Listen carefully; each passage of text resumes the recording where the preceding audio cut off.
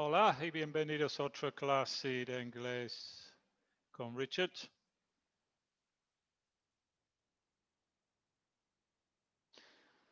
La tema de hoy es pronombres relativos. Antes que empezamos, vamos a ver quién tenemos en el chat.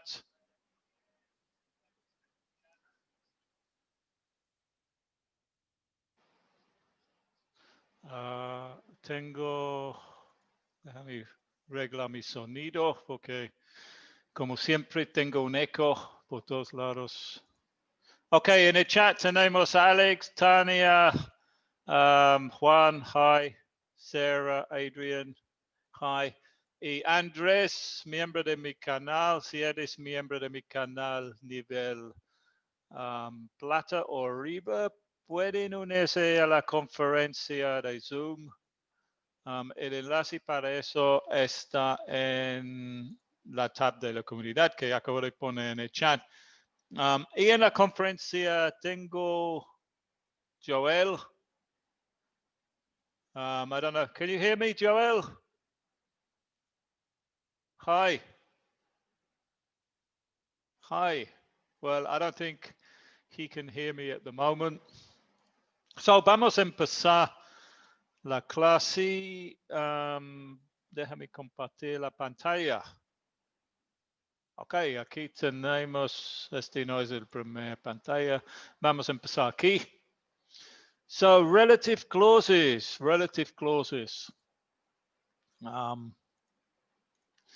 So, aquí tenemos ejemplos. A camera is a thing which takes photographs. A camera is a thing which takes photographs.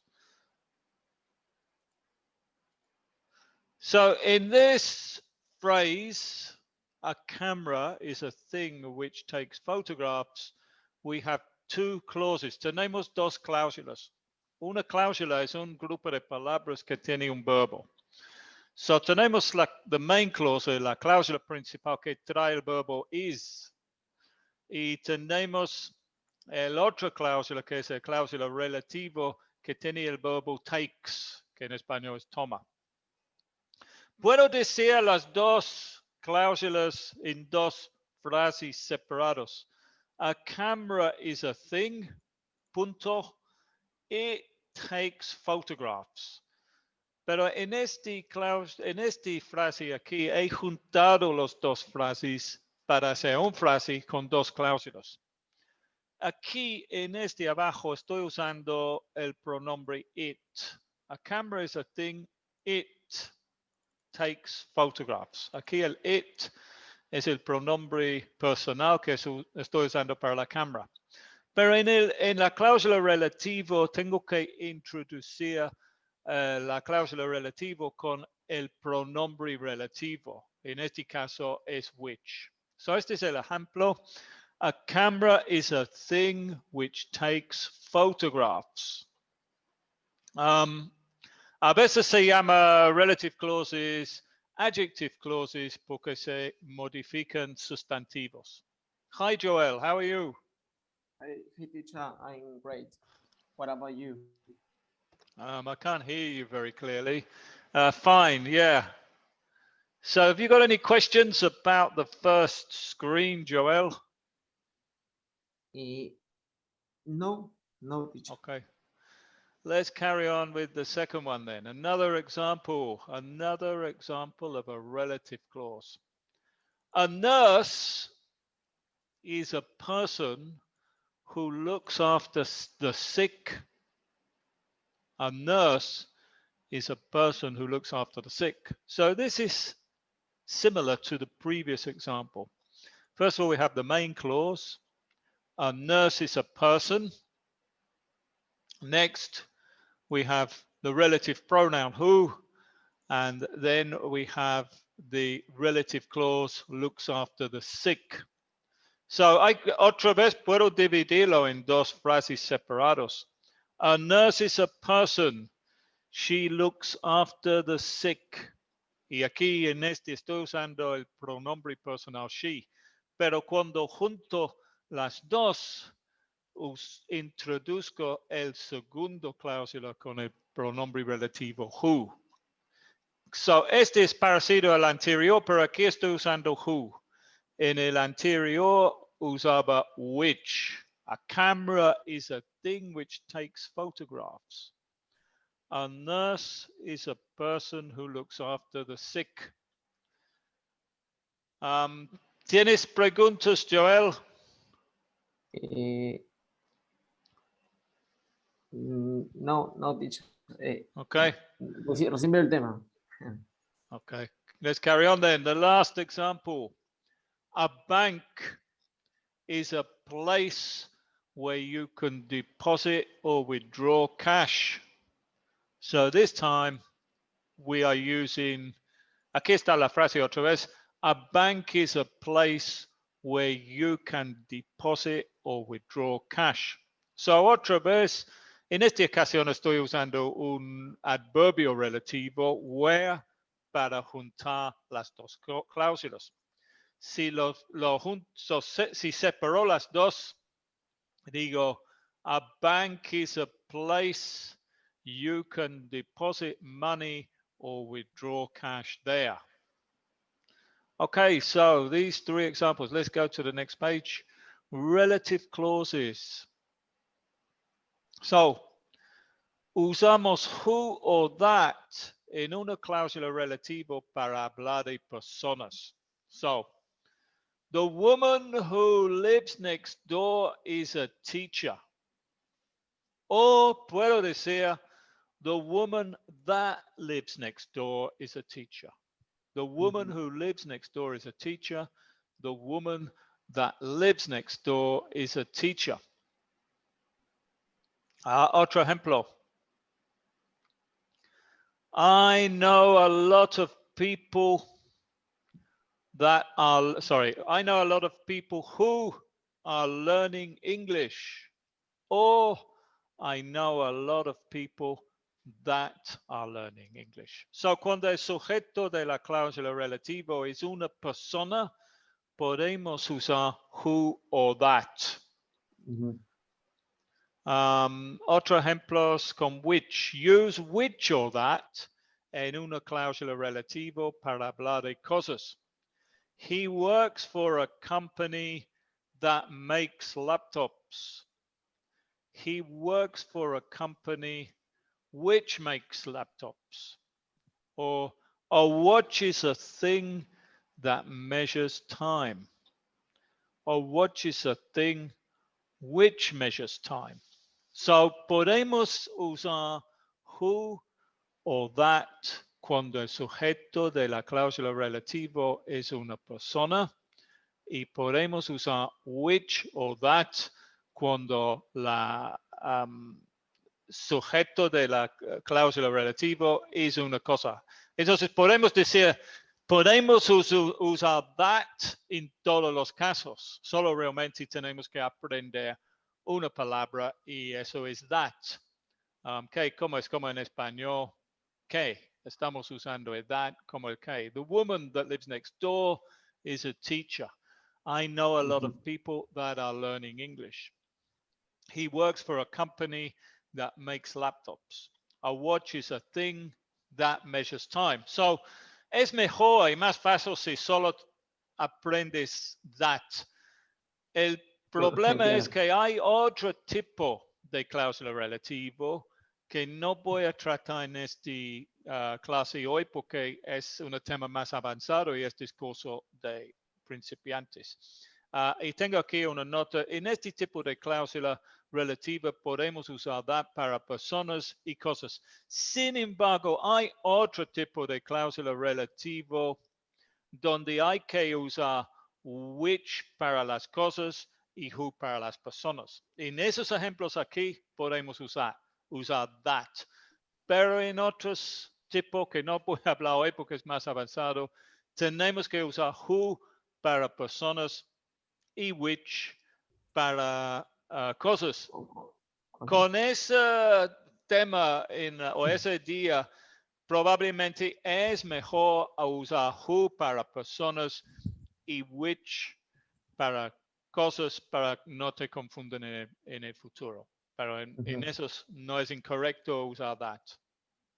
Ok, vamos a seguir entonces con where. Yo uso where en una cláusula relativa para hablar de un lugar. Por ejemplo, the restaurant where we had lunch is near my office. I want to live in a place where there are mountains.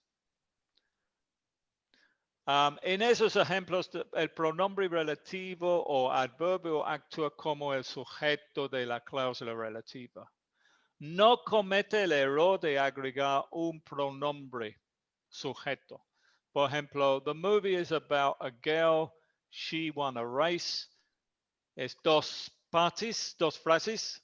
Juntamos las dos frases. The movie is about a girl who won a race. Correcto. Esas flechitas son mal. Ese está mal. Déjame cambiar eso porque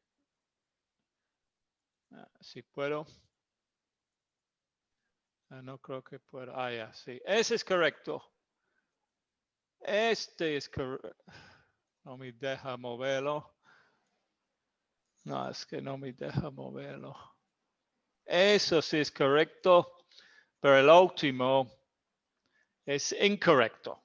The movie is about a girl who she won a race. Porque aquí tengo dos pronombres. So aquí ya es incorrecto. Este está aquí. So en las dos frases, the movie is about a girl, punto. She won a race. The movie is about a girl who won a race. Correcto, correcto. Pero the movie is about a girl who she won a race. Incorrecto. Okay, let's see if I got some more examples. So here's some more examples. Well, it's the same one. The movie is about a girl who won a race. They bought a new car, which is very fast. The bar where I met my wife is in London. Okay, so podemos formar preguntas usando esos también. Eso tal vez es muy importante cuando eres principiante. Porque esas preguntas podemos usar para preguntar de cómo se llama una cosa en inglés cuando no sabemos la palabra, pero sí podemos preguntar. Por ejemplo, what do you call a person who works in a bank? Aquí estoy usando una pregunta con una cláusula relativa. And the answer is a banker. Es como se dice, ¿cómo se llama la persona que trabaja en un banco? What do you call a thing, the thing that opens bottles? A bottle opener. So, esta pregunta es muy útil para ustedes porque si no sabes una palabra y estás hablando con alguien de inglés, puedes decir, por ejemplo, what do you call a thing that you listen to music on? And the answer is, in this case, a speaker, una bocina. So, esta pregunta es muy fácil, muy útil para ustedes. Vamos a seguir porque usando esa pregunta, tengo algunas preguntas para Joel y tengo algunas preguntas para las personas en el chat. Bueno, lo que tengo es definiciones usando cláusulas relativas. Okay. Y esa es otra manera de le puede decir, what do you call a person who is young and not an adult yet? Maybe I should have put them in question forms. Yeah, maybe I'll do that. Well, la puedo dejarlos así, la puedo poner abajo la pregunta así. What do you call a person who is young and not an adult yet? Yeah, let's do it like questions. I think it's better like questions. What do you call a person who is young and not an adult yet? Es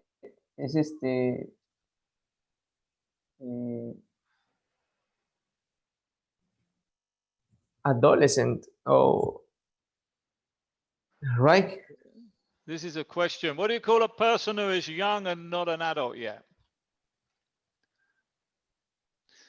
So aquí puedo decir que hay dos maneras. Si no sabes una palabra en inglés, puedes usar dos maneras. Puedes hacer una afirmación así, decir, oh, it's a person who is young and not an adult yet. O puedes decir, what do you call, ¿cómo se llama? Una persona, a person who is young and not an adult yet. Para este ejercicio creo que vamos a usar la forma de pregunta. So, this is a question for you, Joel. What do you call a person who is young and not an adult yet? Is adolescent An or adolescent. Well, it could be, yeah. Could be an adolescent. What's another name for an adolescent? Adolescent. Another word for an adolescent in English is a teenager. yeah, me había olvidado esa palabra. But it could also be a child, yeah? Yes. Or another word for a child is a kid. So, yeah, there could be four possible answers there. An adolescent, a teenager is synonymous. It's synonymous with adolescent. Teenagers 13, 14, 15, 16, 17, 18, 19. Next question. Let's change them to questions. I think I prefer them as questions. What do you call a thing that makes money or by producing or selling goods or services?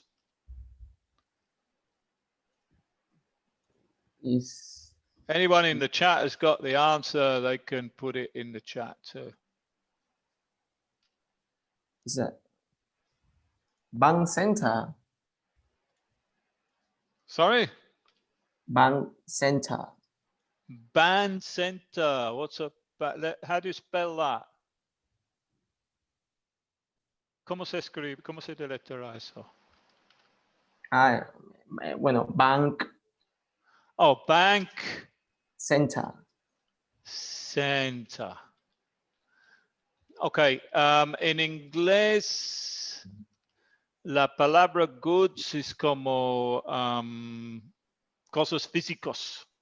No, todo la mercado, ¿cómo se llama? ¿Cómo se llama goods en español? Let's have a look in the dictionary. Goods in Spanish es, bueno, bienes, merchandise. Yeah, es como merchandise. Merchandise is English. Yes. Mercancías. Goods es como mercancías. Entonces, un banco no produce mercancías o goods. Let's put it there. Goods, mercancías. So it's not a bank. Has anybody in the chat got the answers?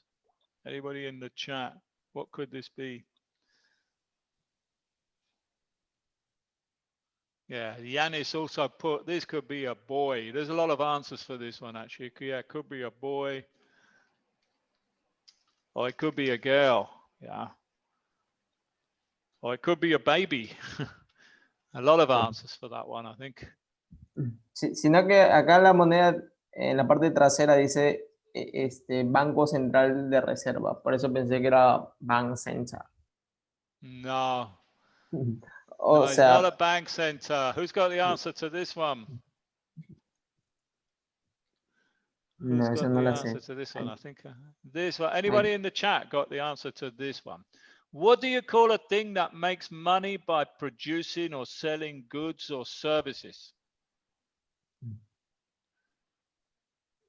Well, I'm searching. I'm search in internet. You're searching on the internet. Anybody else tell me, what do you call a thing that makes money by producing goods? Or a factory. But a factory doesn't produce services. It only produces goods. So this could be something that sells goods or services. Yeah, a company produces goods.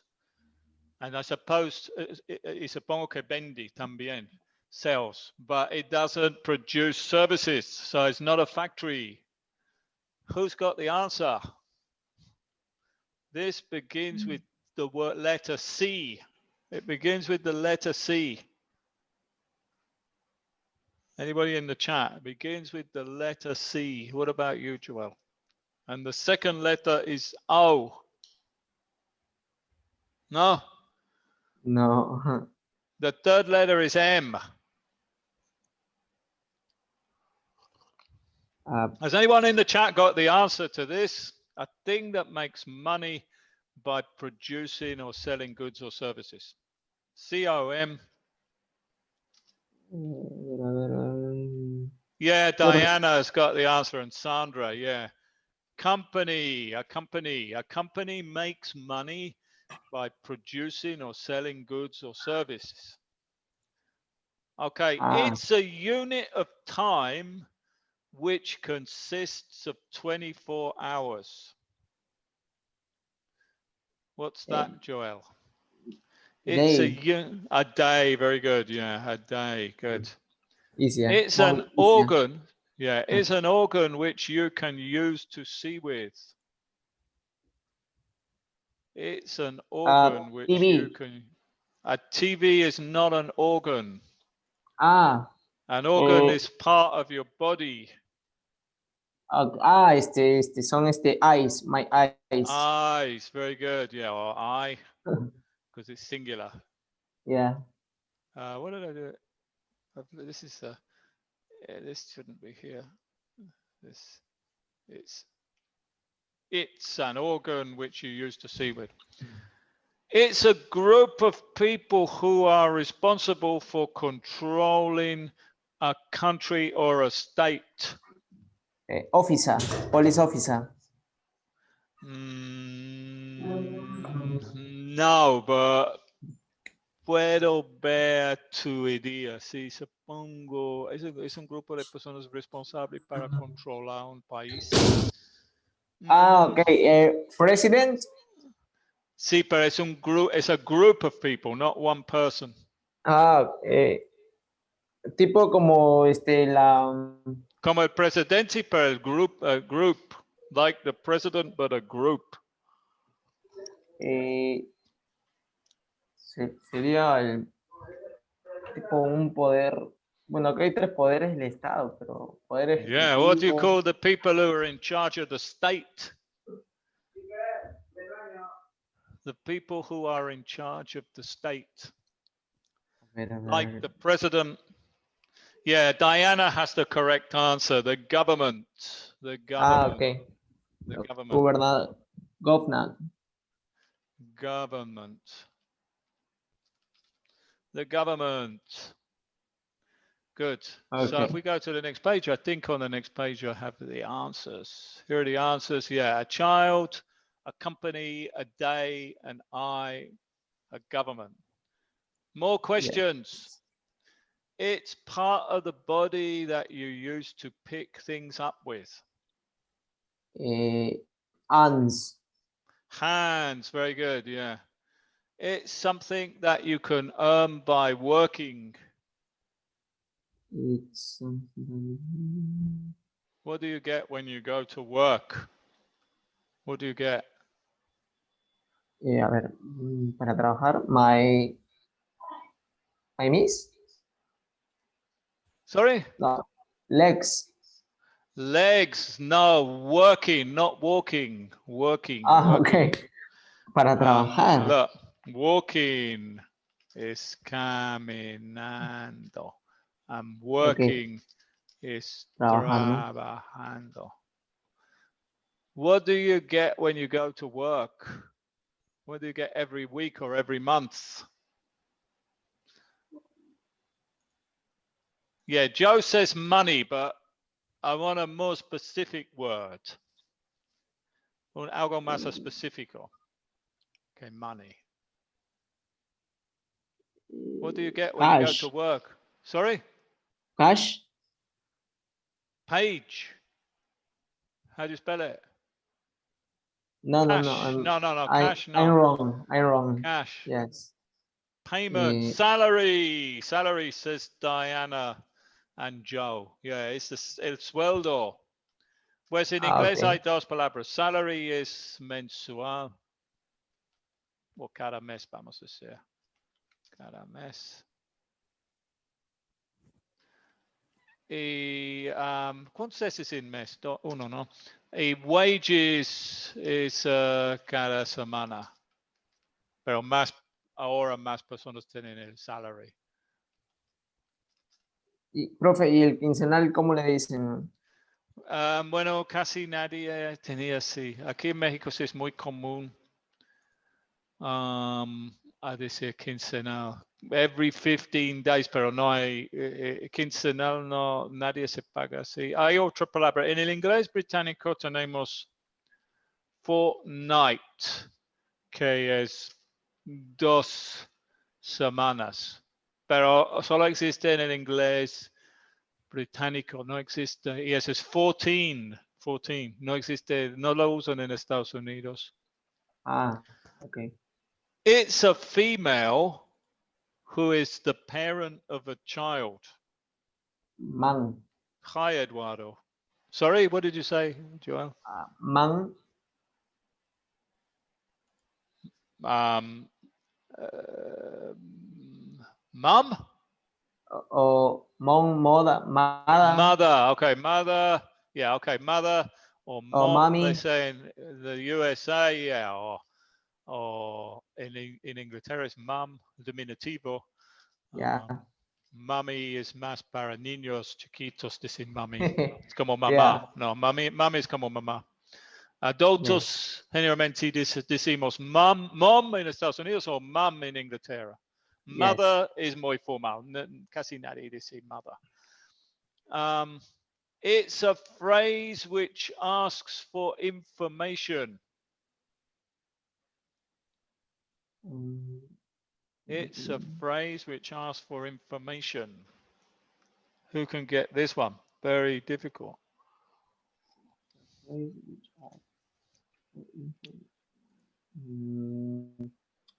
No. A phrase which asks for information. Anybody in the chat? Answer. No, the opposite. And the first person in the chat. Question. Yeah, question. Also, Brizzle Death Fernando got the correct answer too. And also Sandra. Question. It's a person who is studying. Student. A student. Very good. So and the next one, we got the answers. So it's a part of the body that you can use to pick things up with. It's a hand. It's something that you earn by working. Oh, here I've got money. Yeah, I guess money is a possible answer, but salary is better. Salary. Let's put salary there too. Salary or wages or money. Is a female is the parent of a child, a mother, a mom, a mummy. It's a phrase which asks for information, a question, and it's a person who's studying, a student.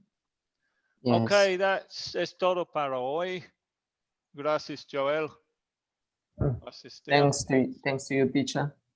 And see you next week. Todos, gracias a todos en el chat. Edward, Jose, Brizzle Des, Joe, Angelica, Diana, y todos los demás. And see you soon. Goodbye. Goodbye, teacher.